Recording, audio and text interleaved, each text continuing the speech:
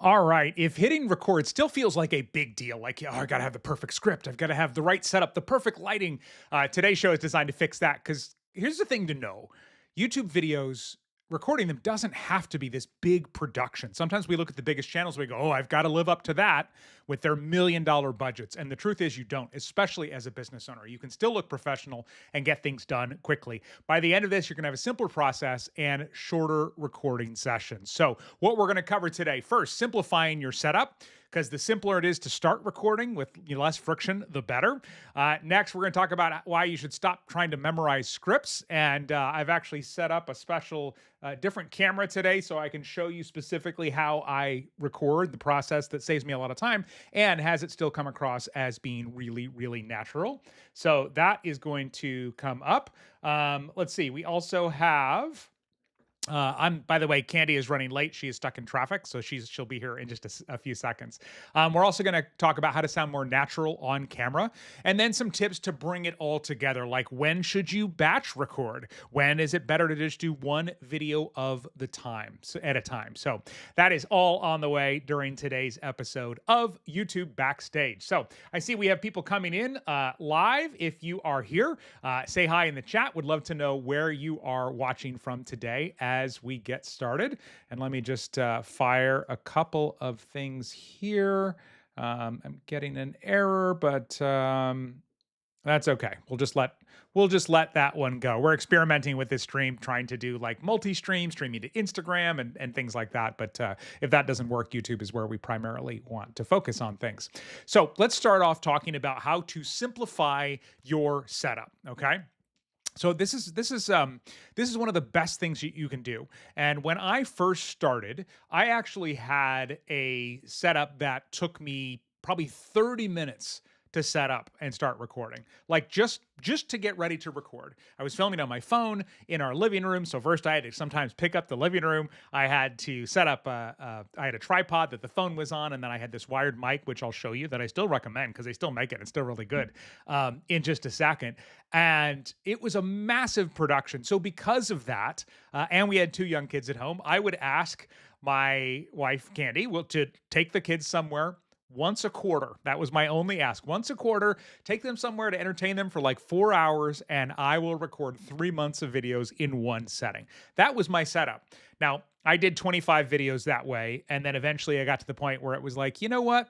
I would much prefer to be able to record without quite so much prep, maybe not have to worry about the window light. So after 25 videos, I did finally invest in some gear, and we can talk about that today as well. But the biggest thing with this is you are going to want, sorry, I'm just checking my window so I can see when she does call in.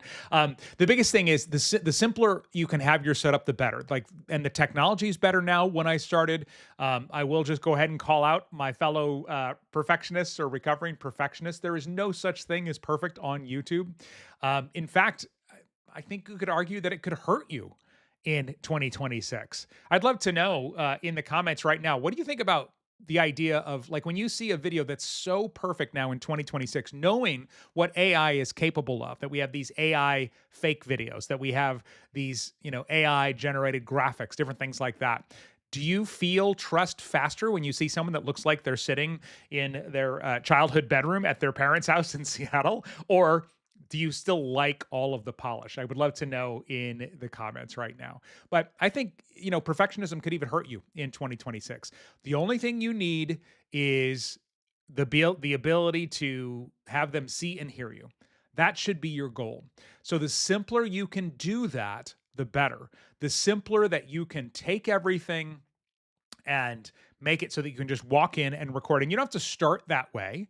That's just kind of the goal that you're trying to work toward here. So, oops, let's see. There's the screen with Candy. I mean, here, clearly things are a little bit different today. So I'm just double checking that we have things set up right.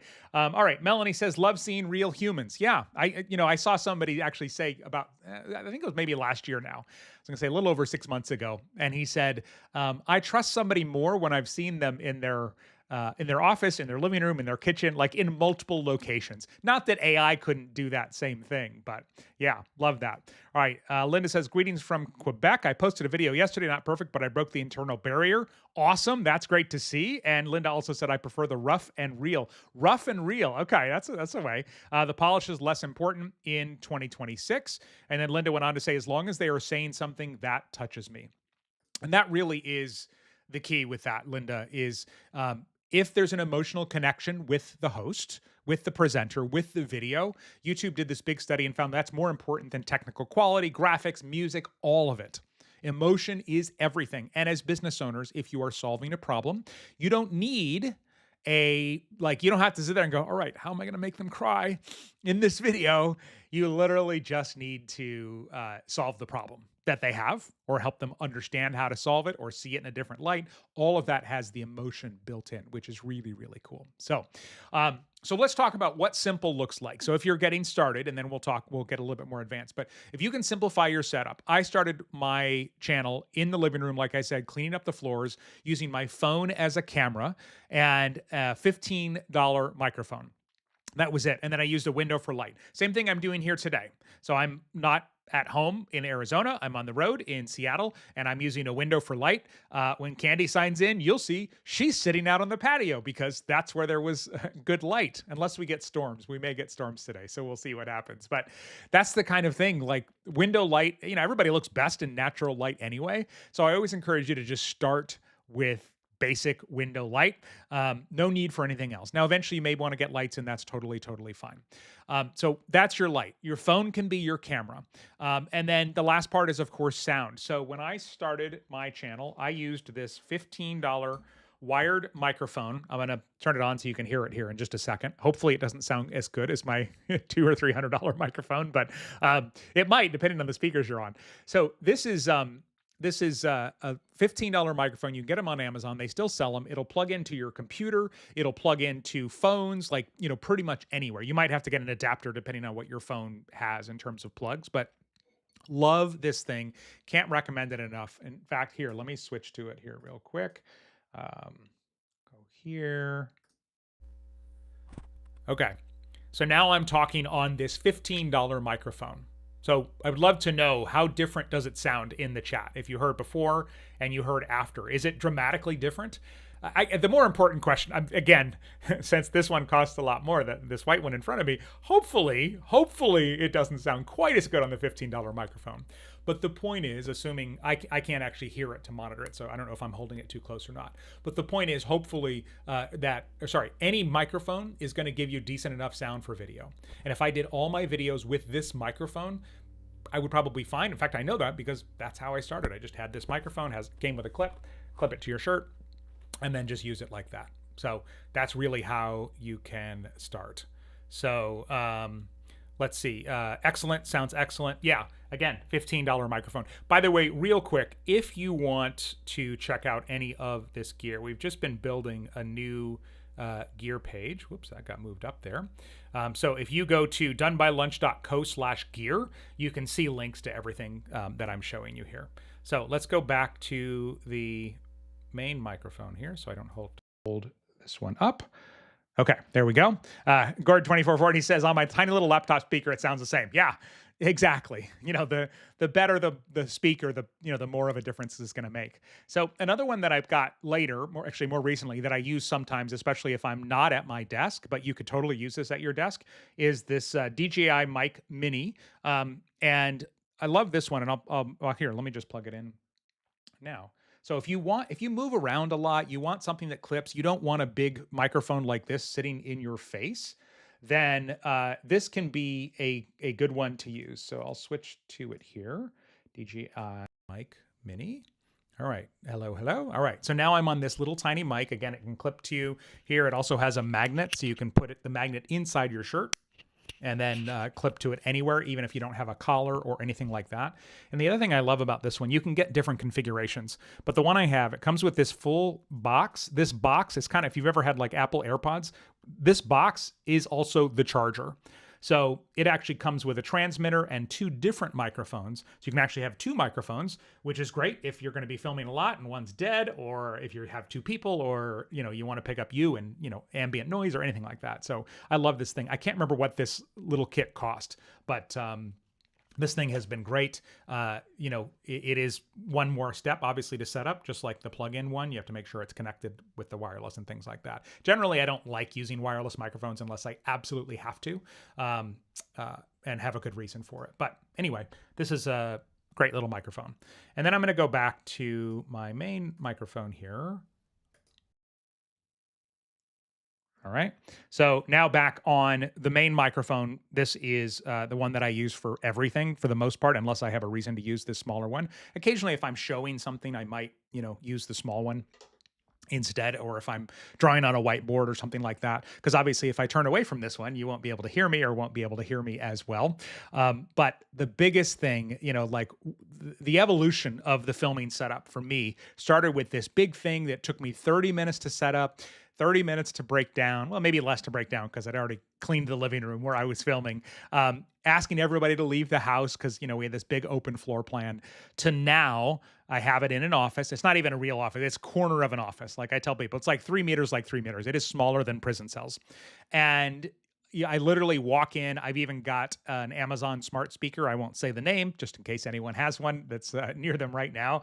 And I tell it to turn on the studio lights, and I hit record, and that's it. And that's all I have to do. The camera's always in place. The mic's always in place. So the more friction you can use, the better. But I just don't want it to make you feel like, oh, I've got to go get a bunch of stuff just to get started. Okay. All right. Next, let's talk about how to stop memorizing scripts and still sound really natural when you are making your videos here. So, and let me just check in with the comments. Everyone says, okay, yeah, the microphone still sounded great. The cheaper ones, that's awesome. Ashley says that's the one we have. Yeah, these are all great. I've never been disappointed in any of these ones that I've bought, and it all kind of depends on your your budget and what you want the most. So again, I put that link up there, donebylunch.co/gear, if you want to get links and check out any of the other stuff that we recommend with that. Cameras are on there, different things like that. So, all right, let's now talk all about the ability to record without memorizing. Now, I actually, like, full disclosure, actually, you'll see it here in a second when I switched camera. So we'll go to this wide one now. So I actually do have a teleprompter right here in front of me. And I use this for live streams just to have some notes in front of it. So I've got my outline on it. And then there's also this podcast that another company hired me to co-host. And I'm the main anchor, and there's a lot of details. And so I have, like, bullet points for that as well. But when I do YouTube videos, I actually don't use this at all. Oh, the other thing it's cool for is maintaining eye contact when you're on calls, because you can put the person's face like right where the camera is. But I don't use it normally. So what the normal process when I'm recording here is, here, let me just come back to this one for a second. We're trying to get away from memorizing because it takes a really long time, right? Even if you're memorizing it in chunks. But the biggest thing is, I think it sounds artificial, and I think it hurts trust. There are very few people that can read well and sound like they're speaking, or sound just like they're speaking. Even professional, like TV people. I have a lot of friends that work in TV, and then they try and, from TV, do YouTube or Instagram Reels or something like that. And they come across and they start talking like an announcer.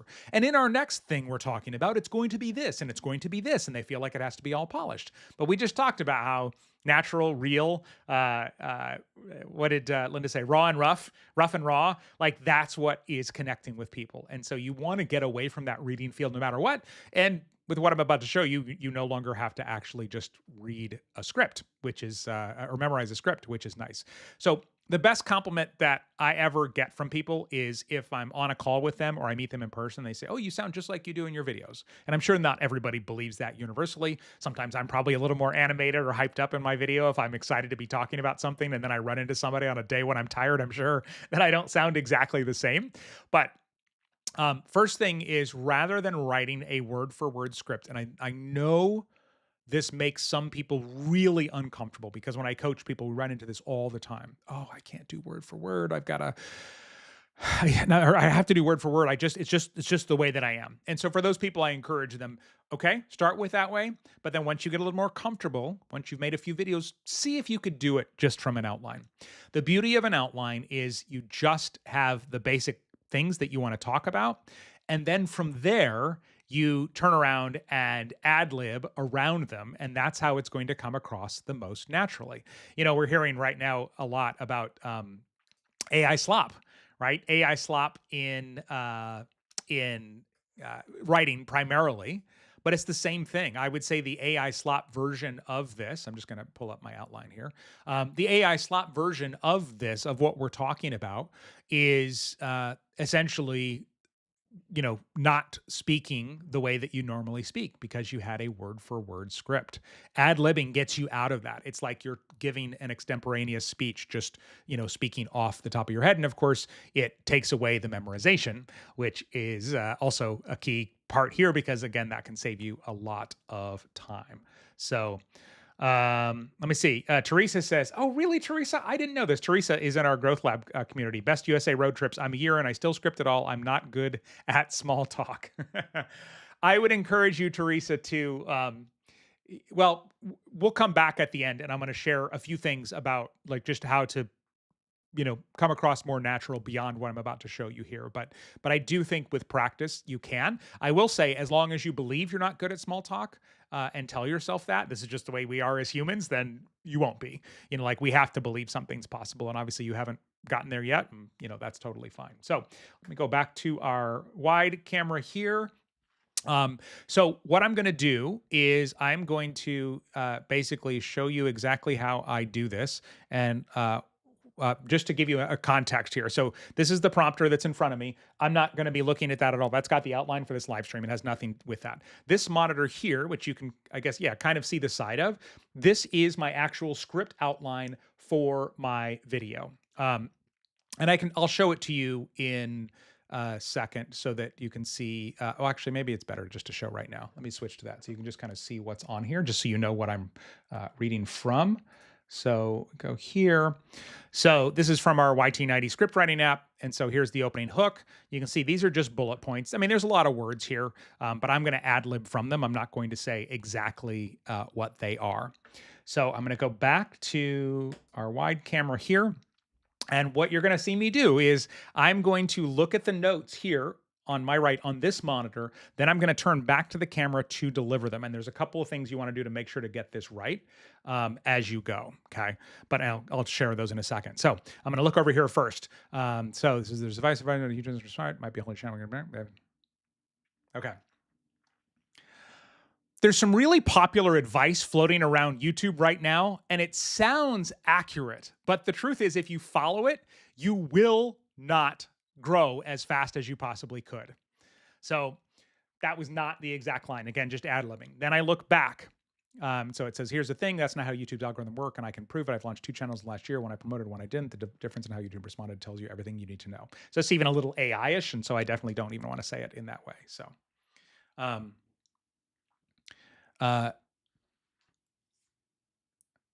the advice is don't tell people about your YouTube channel. Don't send people to watch your videos because it will mess up the algorithm. But here's the truth. Okay, see, now I lost my spot, so I got to go back. But here's the truth. That's not how the algorithm works. In fact, I can prove it. I actually launched 2 experimental channels in the last year. One of them I told people about, one of them I did not. And the difference in growth was staggering. But more importantly, it's not just, yes, you should tell people about your channels. It's also how you should tell people about your channels. So now I've cut that line. I look back over here.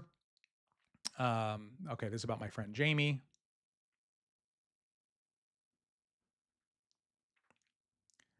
My friend Jamie has a pretty big email list, and she sent a video link to her list. And that video got 5,000 views in the first week. First video she ever published. So yes, that helped, but you can go in and look at her analytics, and half of those views came from people that were not on her email list because it was from YouTube recommending her videos. So just to come back here in case you are curious at all, I ad-libbed around this. This is the section that I just did. I did not read this word for word. Let's see, which camera am I on now? I need lights on the cameras so I know. So I did not read this word for word. The reason that I like doing it that way is because you come across a lot more natural and you literally don't have to read any or memorize anything. Now, you may, of course, still want to like read through it first and at least have an idea for it. Or maybe you look at it and you ad lib it just to kind of get the words in your brain. Some people in our program like to do that first. But again, no memorization. Now, here is the biggest tip that I can give you if you are going to do this, okay? One of the problems with putting them on teleprompters and reading them is that they come across, less natural. But more than that, people tend to see your eyes move, right? And it's like, oh, their eyes are moving. In TV, they actually have much bigger teleprompters and they're like, I don't know, 15, 20 feet away. And that's why you can't see the anchor's eyes moving when they're doing that. But when you're working at home, oh, hang on, Candy's calling in. I got it. I answered. You coming in this way? What's up? Hi, everybody. Hi. I'm gonna go. Yeah. I'm gonna go camp. It's not thunderstorming yet. It is. It's fine. If I get struck by lightning. Okay. If you came late, Candy was stuck in traffic, so she's joining us a little late here in just a second. I'll bring her on. But the problem is they see your eyes move. And all home teleprompters pretty much have that because they're not as big and they're much closer to you. So if a teleprompter is further away, a TV person taught me this, I didn't know this, then they can't see your eyes move. So, but here's the thing. When you are placing your script, don't have it right below your camera if you can. Have it over to the side somewhere. So if we go back to this view here, like I always have it on a monitor that is far away from the camera because I don't want to accidentally look down on it as I am recording. Actually, I got to come back to this one so you can even see that. I don't want to accidentally like glance down as I'm recording. And the other thing that you do sometimes is if it's down below, you'll look at the line and then you'll start saying it before your eyes come up. Or you'll finish the line or almost finish the line and you'll look down for the next line before you're done with the line. And then you get into editing and you go, why does this happen? So move the script a little bit further away. That's the biggest thing. So any questions about this, or does this make you feel completely uncomfortable? Let us know in the comments right now. And let me welcome Candy from outside. Hi. Hey. You survived the Seattle traffic. Oh, can't hear you. I am so good at explaining traffic. You can't hear me at all? Can barely hear you. What's going on, I can hear Yeti? you just a teeny, tiny bit. Teeny bit. Let me turn this up. Can you hear me now? Figure that out, but I'll leave you on camera. I don't know if you need to change the microphone or what. While she's fixing that really quick, I wanted to tell you, once you're making your videos, the most important thing to do is to train YouTube's algorithm to understand your channel. So when you are trying to, everybody else can hear Candy? Oh, it's just me? Okay. Oh, maybe I just turn up my volume. I think this is starting to sound really suspicious suddenly. Oh, I can't hear her. Can't hear you. Huh? Good thing I'm the engineer for this show, huh? Because I know how to. Huh? For anyone who is thinking like, I'm not a techie person, believe me, it happens to all of us. I am a techie person, and I literally was like, can't hear you, and it's because I hadn't had anybody on the show yet, and my volume was down. So, thank you everybody for chiming in. But one thing. I know people are in the comments right now talking about the difference between memorizing the script and delivering it and the way that you just described it as you get like a chunk of it in your head and then you turn and then you come back. Can you talk about how long it took you to kind of realize that was kind of the best way for you to do it? Oh, I started that way. I thought everybody did. It was one of those things where I just thought, this is what everybody does. Because again, early days especially, I didn't have time to memorize anything. I literally just wrote out bullet points and then I would look at the script and then bring it back. And I was actually on a coaching call with somebody a few years ago and they were like, I'm trying to memorize my script. And I'm like, you don't need to memorize it. And she said, how else can you do it? And I was like, and so on a Zoom call, I was like, here's what I do. And she was like, I don't think people know that. So it was one of those things that I didn't know, and I'm not saying it's the most special secret thing in the world, but it was one of those things that I just always did because I didn't have time to memorize anything. Well, from working in, I'm glad you shared that, but from working in and TV and radio and other types of media is scripting is very different. Like sometimes you wing it and then wing it. That's that's usually what I do. Yes. And then sometimes you have the bullet points of stuff that you have to get in because it's a sponsored thing or it's something you really want to convey, especially with those of us who are entrepreneurs and trying to get offers that actually convert. You have to convey those certain sales points, right? You don't want to Yeah. miss it. So that's why doing it the way that Jerry was showing is very, first of all, it's very efficient, but it does help you sound more natural. Yeah. Yeah. So Ashley says, I love not using a script, but bullet points work. Yeah, there you go. All right. So we are going to talk about the how to sound more natural on camera here next. But I just wanted to share really quick. Once you start making videos, this is like if you're not getting, or if you're already making them, you're not getting the views you want. The most important thing to do is to train the algorithm to understand your channel. And most people get stuck in their own expertise. They make videos about too many related, even though they're related, too many different topics, and YouTube gets confused and it can't match your videos to viewers, which is what YouTube wants. YouTube doesn't want you putting time into videos that don't get seen. They want you to put time into videos that go with a certain viewer and then they match them up. So I just wanted to give our YouTube Backstage viewers a heads up. I'm teaching a workshop on this. Normally, this is part of our $1,000 signature YouTube program, YT90 Activation Lab, but I am teaching a workshop about this coming up next week called the Magnetic 8 Method. These are the 8 videos, the first or next 8 videos that you publish. I'm going to take you through the process of exactly how to come up with them for your business. Yours will be different from anybody else. Those exact 8 topics. And from that, we'll also develop a channel filter to keep you on track going forward. And this is the first key step. So this workshop is only $27 for the first 50 tickets. And you can go to, I have it right here, donebylunch.co/8 if you want to grab them while they're only $27. And it's coming up next Wednesday. Replay is also included with that. So again, you can grab that there. Love this. Ashley says, I always trying to think I'm having a friendly conversation with whoever is on the other side of the screen. We're going to talk about that here in a second. Gord2440 says, I use an online teleprompter called QPrompter. I can make the text quite large so I can be further away from it. Yeah, the tricky thing with that, Gord, is it's not the distance of the teleprompter. It's that then the camera is also further away. Now, if you are using a camera with a zoom lens, then that is easily solved because the teleprompter can be further away and then the camera can zoom in. But what I do is I'm just using a nice webcam. And so I can't zoom in it at all. So if I move the camera further away, then bye.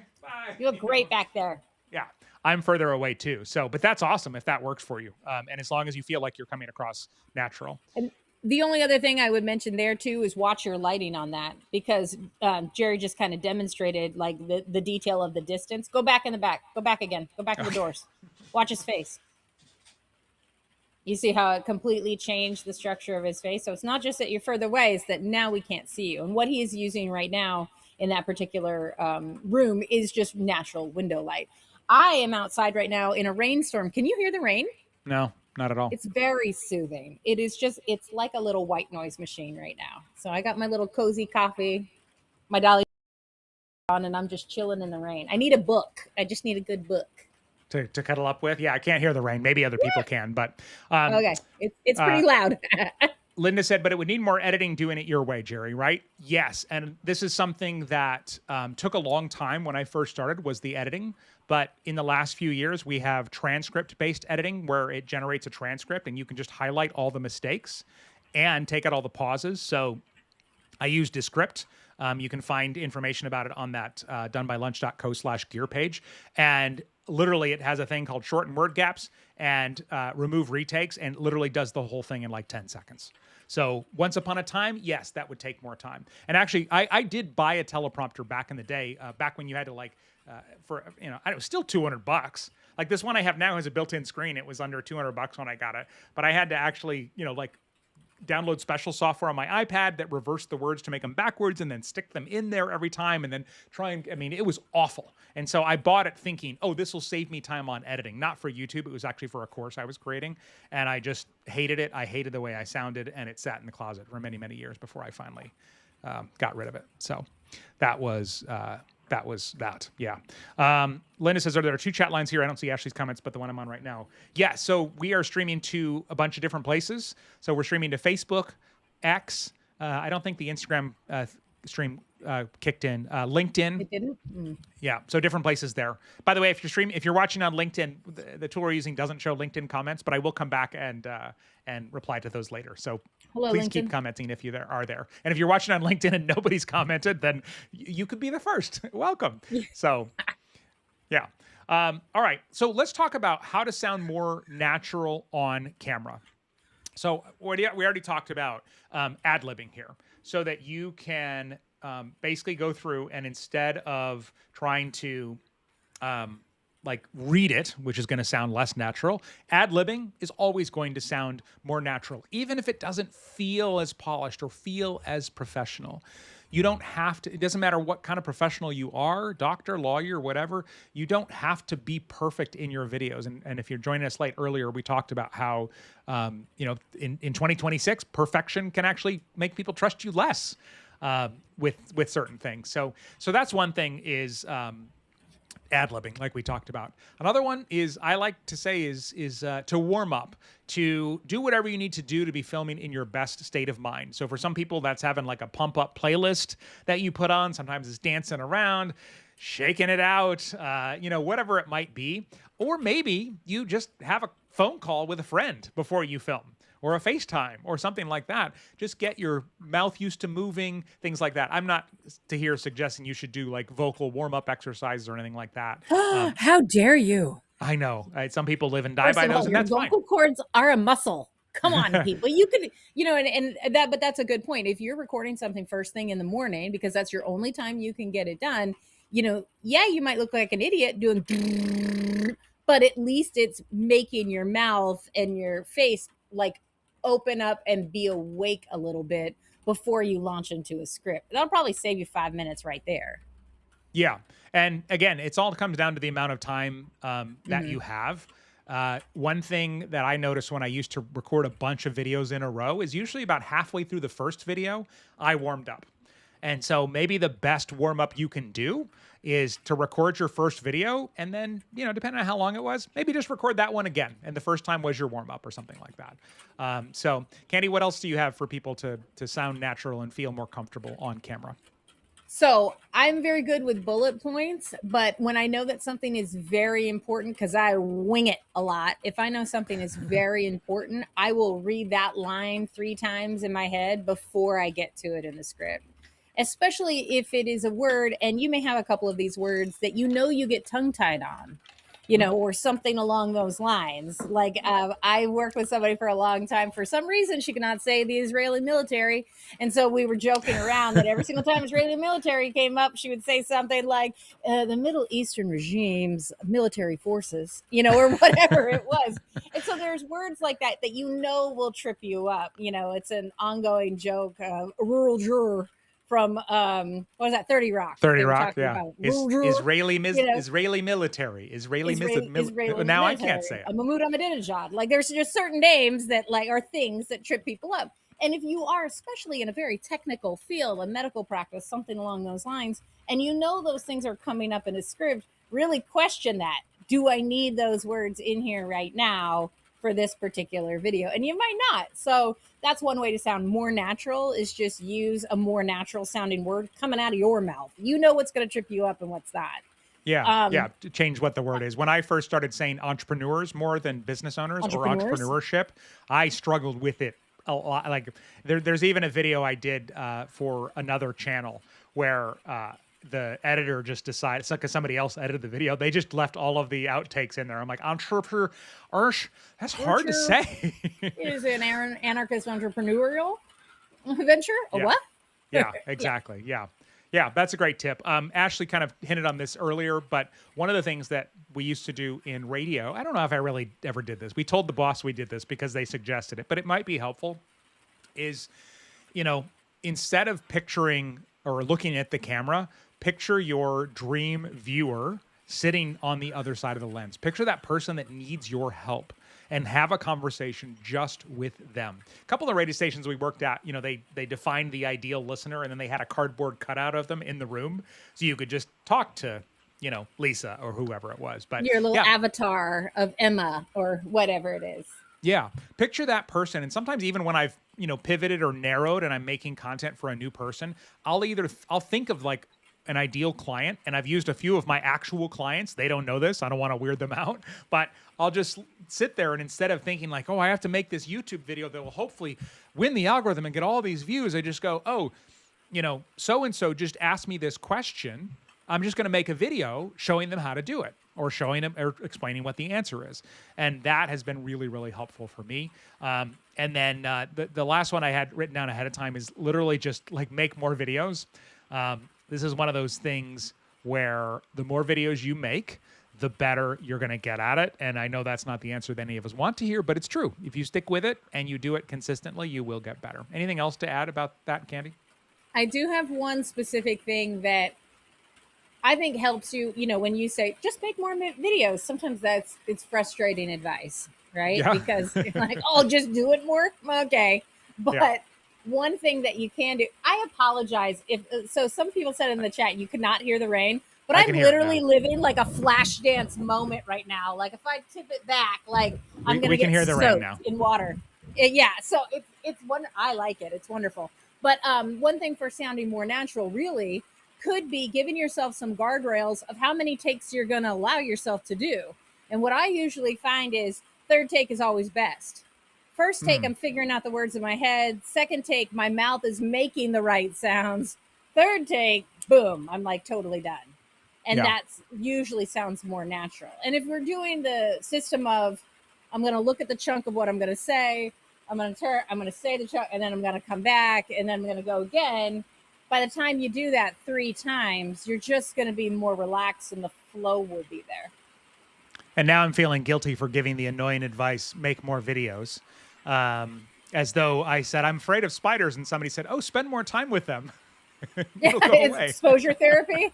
Yeah. Yeah. Spend more time with spiders. And now that I'm thinking about it, maybe I should change the way I say that is not make more videos. But if you continue making videos, it will get easier and you will become more natural. Yeah. You know, just something to look forward to. It's not, because you're right. That is a much better way to put it in that way.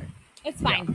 All right. We've got some tips to kind of bring all of this together, including when to batch record versus just, do it, record one video at a time. Should you change your outfit every video? Different things like that. So we'll get to those here in just a second. But I would love to know in the comments real quick, what has been most useful so far? What's been the most useful tip that you've gotten so far? Because this is helpful for us. Plus, other people may see them and go, oh, yeah, that is helpful. I forgot about that one. So would love to know right now.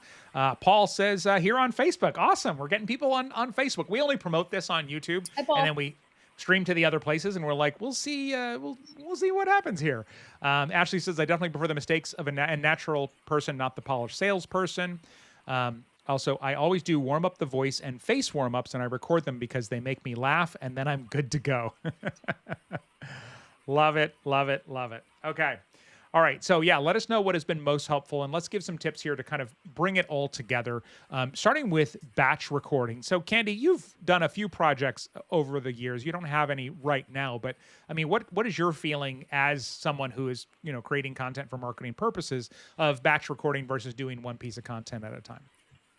Well, when you're talking about long form videos, in my mind, if you're batch recording and you put in the work to do the scripts ahead of time, you got your, titles and your thumbnails almost like in your mind already per video, but you're going in to do that big recording session. That's what we're talking about for batch recording. You go into those 3 or 4 scripts and you're like, I'm going to knock these out. And I get my ladies, our hair's all done. Our makeup is all perfect. The studio is set up the way it's set up the way we want it. You know what I mean? You know what I'm saying? Like it looks good and you have it all set up and you're ready to go. And you might feel really motivated because you've blocked out that chunk of time to actually record in sequence how much you decided you want to do. What I like to do is say, you're done after 3 videos for batch recording because physically it does get exhausting. And I think we don't take that in consideration. before the wind up, as we're getting everything ready. So this is your pre-production time. You're getting everything ready. You feel really motivated. I'm going to get in there and I'm going to stand there for 4 hours till I get all this stuff done. And then the actuality is you get tired because you do have to do retakes. Something may not go right. You may get interrupted by something else, like all that stuff. So I say about 3 videos is what I would do for a batch record. When I tell people that I recorded 12 to 15 videos in a row when I first started, they usually look at me like I'm crazy. But it was essential. Now, I didn't edit them all that day, right? I just recorded them, and sometimes there'd be a screen recording part that I would do later. But it was so much work to get the house empty, and I'd hope, I was using window light, so and we lived in Seattle at the time, so I was hoping for a cloudy day like this to get more even light, so I wasn't squinting, and there were so many variables. So if I could get one, I just needed to to record them all at once. When to batch record? One, if your setup is complicated. So for that, like I said, I think it took me, at least a half hour to set everything up and make sure like everything felt right. There were more things I did in the beginning too. I wore makeup when I first started because I was like, I got these big bags under my eyes. I was a little more afraid of just being me. So it was a lot. It was a whole production. So if your setup's complicated, batching can save you a ton of time because you're only setting up once for multiple videos. Next one is if getting ready takes a long time. So Candy mentioned if you're spending more time doing your hair, men or women, or, I was putting on makeup, things like that. Another time is if you have to make lots of arrangements, then batching can be great. Yeah. So let's say that you're doing something that requires an empty house and you got to get people out, and that's not a natural occurrence. Let's say you're doing something that you have to, you're streaming it, or it's uploading to the cloud or whatever. And if everybody in the house is all watching streaming video, then, it uses too much of your internet connection, whatever it might be. If there's a lot of things that have to be arranged, or you are, you only do it after you've had a manicure, for example, that's lots of arrangements. Cause I assume you're not doing that. I mean, maybe you're doing it every week, but if you have a monthly manicure, I don't know. I don't know how often people get manicures, but the point is, if there's lots of things to arrange, batching is a much better one. And then the last thing to keep in mind is if you have good days and challenging days, like, some days you're good and some days are tough. This could be because of, cycles. This could be because of, that you are great on Mondays, but you're exhausted by Fridays, whatever it might be. Then it can be great to batch. So you remove the pressure to, have to get this one video done. So that's kind of the main way that I look about that. We're working on a workshop for Growth Lab, our YouTube membership, to really kind of lay out strategies around batching to make it easier. But batching's not for everybody. The downside is sometimes you feel disconnected from your content. Like a video comes out and somebody's like, "Oh, I love your new video." And you're like, "Oh, what was that one?" You're like, "What did I talk about in that video? I made that 2 months ago." You should probably know that one little thing. I would add to your list of when batching will really work for somebody, especially with entrepreneurs, because we kind of have, our fingers in a lot of pies, right? So maybe you have a quicker paced seasonal type of industry where you're going to be really busy with something else during a certain time in your industry.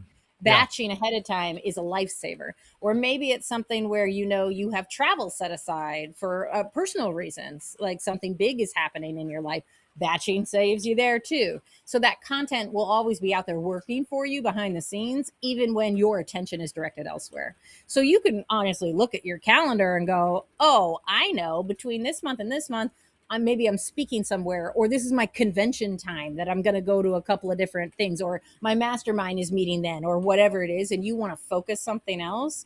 Batching that month in advance, 2 months prior, a month prior, will really help you out. So that's right there. Looking at a calendar is going to help you a lot with batching. And that's where you may find batching sometimes is okay, and regular. Otherwise, you do one a week. And batching also doesn't have to be 12 or 15. You could do 2, and then 2 weeks later batch 2 more. I recorded all my YouTube videos for while we were going to be traveling this summer because I didn't want to record my YouTube videos here in this space. And but I'm editing them, while we're traveling, but I recorded them all ahead of time. Another thing with batching too, to be aware of is sometimes if you batch too much, you by the time it's time to record again, you're like, how did I do this? What does this go? Where does this camera go? What do I do? So always write stuff down so that you remember That's a that. So good you don't have to point. figure it out every single time. So, okay. And then another thing that comes up a lot, and I know this is different for men and women, so I'm going to give my male perspective first and then let Candy share hers, because it's, I'm sure, going to be different. Do I have to change my outfit? If I'm batching and I record 5 videos in a row, do I have to have 5 different shirts ready? That's certainly going to make it longer. It's going to slow down the recording time. When I started my channel, I had one shirt and I wore it in every single video. Occasionally I'd bring it up in a video and I'm like, if you're watching my channel for the fashion, you are in the wrong place, right? There's no point in this. Now I have some different shirts that I rotate through, but I don't worry about it. I'll record 3 videos in a row that are coming out 3 in a row with the same shirt on.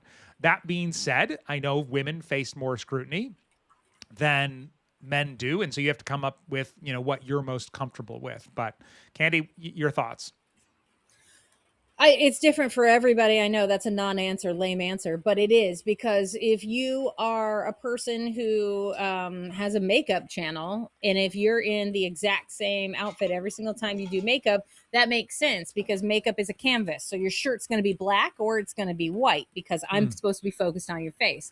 But if you're doing a channel where, obviously you're a doctor, you don't need to be wearing a lab coat every single day in all of your videos. You can be wearing like a regular, I don't want to see your "This Buzz for You" t-shirt if you're a doctor. But like, you will make some fashion decisions based on, all the time, the image you want to project. Like, Yeah. if I'm like today, I'm wearing my Dolly Parton t-shirt with my sparkly sleeves because it's amazing and she's a national treasure. So you can keep your opinions to Dolly to yourself, because I will not hear of it. But the point is, if I was doing something much more professional, I may not wear the Dolly t-shirt with the sparkly studded sleeves. Right. Yeah. Yeah.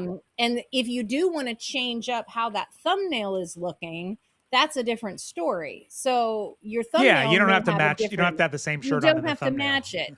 Yeah, I did have somebody ask me that in the community a couple of days ago. Like, oh, well, that thumbnail on my sweater doesn't match the shirt that I'm wearing in the video. I'm like, I don't care. But, you want to wear something that makes you feel confident, makes you feel good in whatever that you're doing. If you're doing workout videos and you're standing there in a 3-piece suit, I'm wondering what is happening right now. Are you selling me supplements, or are you showing me how to do a squat? I don't understand. That sounds like an amazing juxtaposition, though.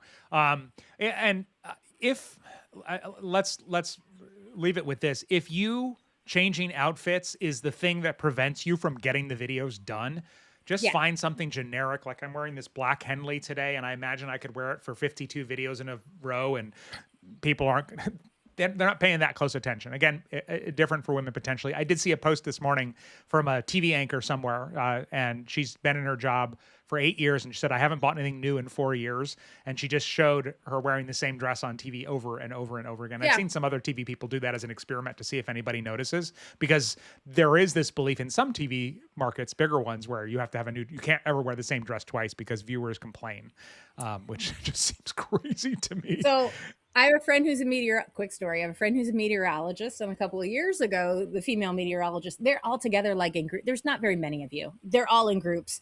And one of them said, you guys, I found the greatest dress for HD cameras. And it's because when all the cameras had switched over to HD, everyone was like, ooh, my makeup has to be different. The colors I wear are showing up different. My hair has to be different. So they had to make some adjustments. And so hers was, I found this dress, and she like blasted it out to a group. And then suddenly all the female meteorologists across the country of a certain age were wearing this exact same dress because it picked up so well on camera. I was like, this is my favorite. I love ladies helping ladies. Good job. Good job, you guys. Then you know what? They should all just wear the same dress every single day. And I know some people will be mad about that, but.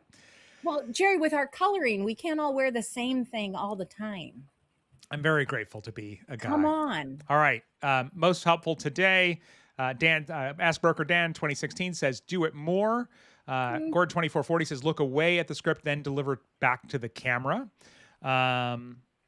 Let's see. KDKF9 says, it's true. The more I do something, the easier it gets, and I get better. Same for public speaking, be on a live panel. Exactly. Yeah. And this is always true. There's a story about a college professor who was teaching a photography class, and he said, if you have, I've divided the class in half. One half of the class, you have to take 100 pictures of anything this semester, and you'll just be graded on, you'll get an A if you take all 100 pictures. The other half of the class, you have to take one picture, and you only have to turn in one picture, and it's like, it has to be the best picture. And so one half of the class is like, oh, we got to take 100 pictures. Well, in the end, the half of the class that took the 100 pictures with no expectation of how good they were all took better photos than the one that took one picture. It's just, that's life. Ashley said 12 to 15 full-length videos. Geez, how long were they? 5 to 12 minutes, depending on it. Depending on what it was. It was an undertaking, but it was the only option I had. And that's referencing the batch recording. How many videos did Jerry previously batch record in one setting? Yeah. Katie KF9 said, thanks for that recognition that physically and emotionally doing too much at once can drain our energy. You pay and it shows. Yeah. I mean, you will literally watch those videos, be like, hey, I have a lot of energy. Hey, we're going to talk about this. Or this. And the next video, you're like, yeah. So you remember when, and then the next video, you're just kind of. You're slowly drifting off. You're just like slowly melting. Yeah. Ashley said, we saw a Superman shirt on a mannequin at a store the other day. And we said, hi, Jerry. I did wear all superhero shirts in my videos for a while. It kind of became a thing. But yeah, absolutely love that. All right. We would love to have you in our Magnetic 8 workshop coming up next week. Like I said, we just released tickets this morning, and it is only $50 for the first it's only $27 for the first 50 tickets. So if you want to grab those, you can go to donebylunch.co/8. This is how you learn to train the algorithm so that YouTube recommends your videos to new people. I'll be teaching it live. You can get feedback. And then everybody who creates their Magnetic 8 topics by Sunday, what's today? Oh, sorry, by next Sunday. Thursday. Basically, the workshop's on Wednesday. So whether you watch it live or the replay, if you finish your 8 and submit them by Sunday, I'll personally give you feedback, and that's all included in this live workshop. So can I say something about the Magnetic 8 really quick? Yeah. The practice of actually doing this process, you end up learning a lot about your business. And so whenever we do this process with people, they always go, oh yeah, I never thought about that. That is what I do. And it always makes me laugh because you're so good at what you do, but you need an outsider perspective, or at least somebody guiding you from the outside to make you realize how great you are. And sometimes you go, oh, right, that I am awesome. Love and that. It takes you a second. And so the Magnetic 8 is great at doing that, because then you're not missing that greatness, because you have to let that show to people, especially when you're training the YouTube algorithm. And so those are your ideal clients that are out there, and you want them to see it. So that's why doing the process of the Magnetic 8 is actually a little gift in itself, because you learn so much about your business. All right. Sounds like Candy's about to get eaten by a crow. So that's it for this week of YouTube Backstage. We'll be back next week at 12 Eastern Time, New York time. And if you're watching the replay, and especially if you made it this far, please leave a comment, say hello. We would love to know if you have any questions. And we gotta go. I'm out. Everybody next week. I'm out. Bye. Now I'm awkwardly trying to find the button. Here it is. We gotta go.